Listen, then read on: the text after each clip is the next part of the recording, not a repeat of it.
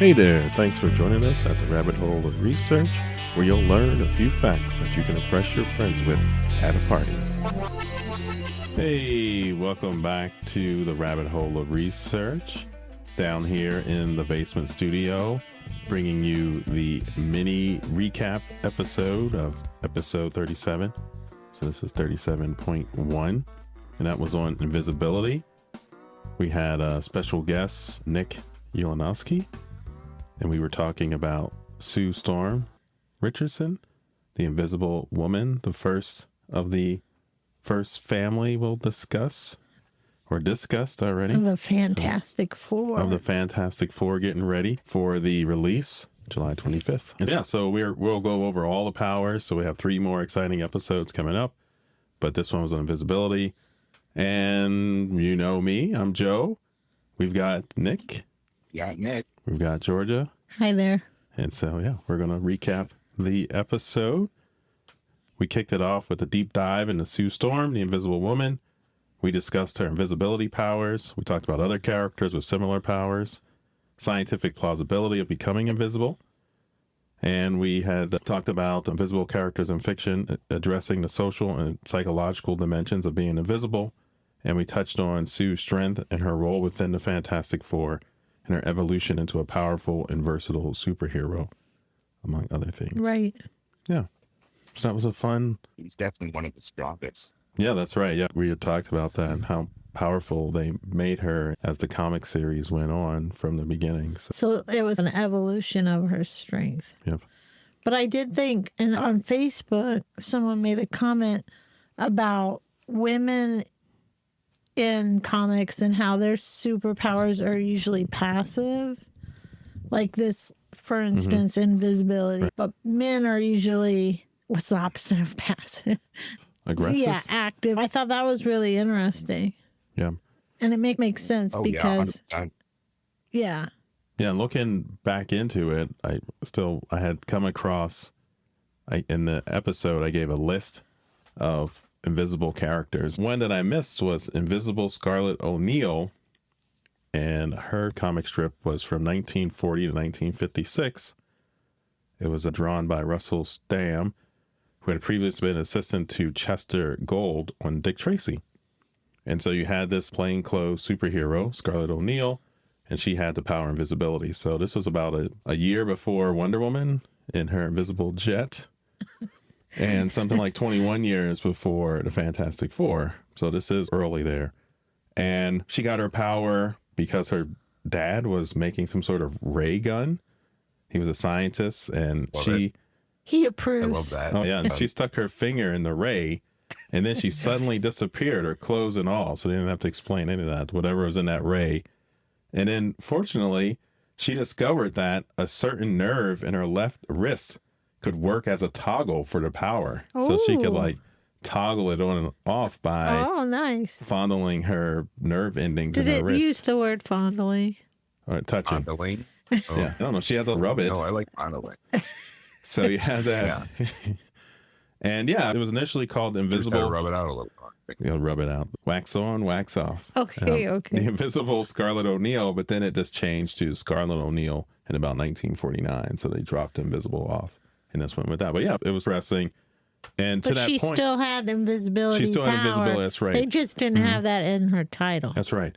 And to that point that you were saying, even though the writers and artists, they were associated with Dick Tracy, which is very action packed and this kind of hard boiled kind of cop and solving crimes, but Scarlet mostly used her power to help out strangers in need, and she occasionally helped the police catch dangerous criminals. So she was more passive in her role and what more she of used. a feminine stereotype. Yeah, exactly. So interesting, but that was one of the earlier comic with the power of invisibility, and it happened to be a woman. So really interesting to that point. So the other thing about this... the other exciting thing.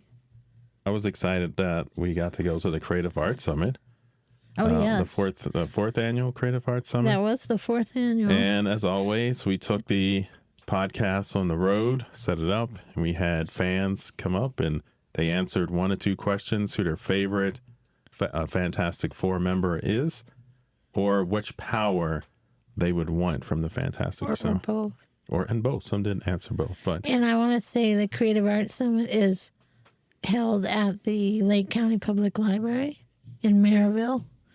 And it's cool. It's like a lot of local artists, writers, and cool event, right? yeah. Without further ado, let's hear what the fans had to say. Hi, my name is TJ Morris. My favorite Fantastic Four character is definitely Johnny Storm, the Human Torch. We love the good flame on. We love his cockiness, his willingness to have fun even when fighting crime. It's just why he's always such a fun cameo in the Spider-Man comics as well. Of which power I would want, honestly, even though I do love Johnny, I think that I would want strong skin, but not necessarily strong skin in the sense of the Thing, more like strong skin in the sense of Luke Cage. And also, I want to shout out Skulls and Sketches, Ashley Esper here at the con today. You can also follow Skulls and Sketches on Instagram. I'm Terrion Johnson. I will actually choose Invisibility because that means I'm fireproof, I'm waterproof, I can breathe in space and underwater. So there's a lot of techniques that comes with invisibility. Make other objects invisible. You can really just use a lot of techniques with invisibility. Yeah. My name is Moises Polito, and I would want to be the Thing because he's rock solid. My name is David Catil, and I would like the power to control fire. My name is Orlando Ortega, and my favorite character of the Fantastic Four is the Thing. My name is Jay, and my favorite character in the Fantastic Four is Mr. Fantastic. Hi, my name is Maria, and I would like to have the invisibility power. Hey, I'm Alex of the Fantastic Four. I think the best power would be strong skin.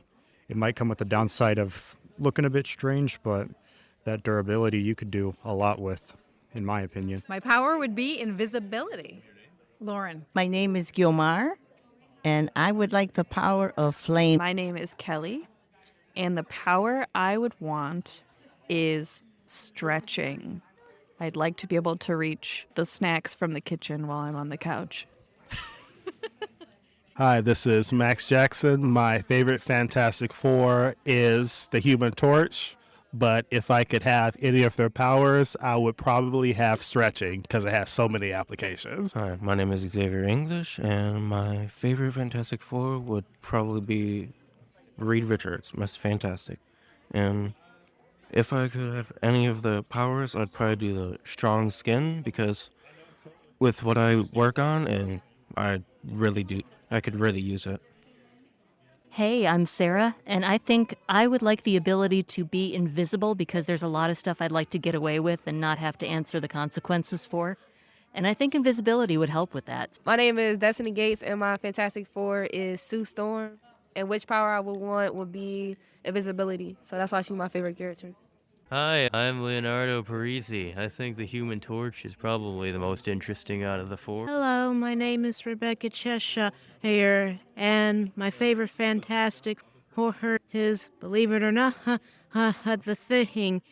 And as far as power goes, I would actually like flame for the simple reason that I would not have to keep buying an oven and cook like a lazy person. My name is Matt, and Reed Richard definitely has the best superpower of the bunch. I don't think his intelligence has anything to do with his ability, but the rest of those abilities are pretty detrimental to everyday life. Stretching is the only one that's the big plus. Can't set anything on fire. You're not walking around like rocks. People can actually see you when you cross the street. Reed Richard, number one. My name is Maddox, and my favorite character is probably the Thing, but the power I'd want the most is most likely the flames. My name is Jupiter, and I would choose the power of invisibility because that's amazing. Hey, welcome back. I like, yeah, that was some good. Yeah, a lot of some good responses, and I really, especially the practicality. Yes, we're using stretching to get to the snacks from the to kitchen. get to snacks I know. from the kitchen. How That's practical good, yeah. is that? Yeah, well, they took the Alan Moore kind of philosophy. Like if you had superpowers, what would you really use them for? Because things would just be easy. So And like the one guy said, a lot of those powers are just going to get you in trouble. they're going to get you in trouble. Or there was the one woman who had mentioned that she wanted to be invisible to cause some ruckus. Caught. That makes it a little easier. That's what happens in that scenario. So yeah, that was super fun. One last bit I had from the episode, I promised I was going to look into it, but we all got stumped on brother-sister superhero duos. And we had because in the Fantastic Four, you have Susan and Johnny, Invisible Woman and the Human Torch. They're brother and sister. We also, I think in the episode, named Wanda and Pietro Maximoff, Scarlet Witch and Quicksilver. And then I think Professor X Wonder Twins. And Wonder Twins, we didn't mention in the episode, but Wonder Twins was a superhero duo. The Summer Boys, so they're actually 3, Scott, Alex, and Gabriel, which I don't know how, forgot. That's Cyclops, Havoc, and Vulcan. Tommy and Billy, they are the superpowered children of Wanda and Vision. Yep. We have I can't believe we forgot them. Shuri and T'Challa. Once again, I don't know how I missed that one. And then we had the kind of non-blood relative. It's like Gamora and Nebula. So they were the daughters of Thanos. And then Professor X and Kane Marco. So they were Charles's mother remarried. I forgot about Kane Marco. Yep. So yeah, that one's there. So they're stepbrothers. So they actually are blood related. But yeah, so I thought there are a lot of, I thought there were. I just couldn't, for whatever reason, we got in that episode and it was like, oh, I don't know. So that happens. So that's why we do the mini. But cool. And so we can now get to Georgia's exciting news, which you weren't a part of.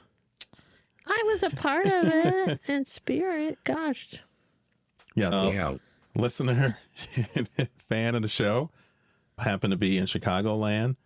And we went out. Alex, who listens, comments on YouTube, got to meet and have a little lunch and chat about all things pop culture and superheroes. So it was a fun afternoon hanging out. So really cool. Yep. Awesome. Yeah. So that's all I had from the episode. We're super excited about next week. Next week. Why is that? Should we say? Why? What's next week? I know. Why can't we say? I guess we can't because it's recorded and ready. That's true. Are you going to stop teasing and let's go? We have a very special guest. Jonathan. Rod Sterling. No. From the grave. The Loki of everything. No, almost as cool. No offense. Rod Sterling from the grave is coming back. I think that tops everything. That tops everything, but this is super duper exciting. Jonathan Mayberry is a best-selling author, and he joined us to talk about The Thing. Yeah, Tough Skin. Yeah, Tough Skin. So that was a fun. And I was so excited, and I was starstruck, and I couldn't even say anything.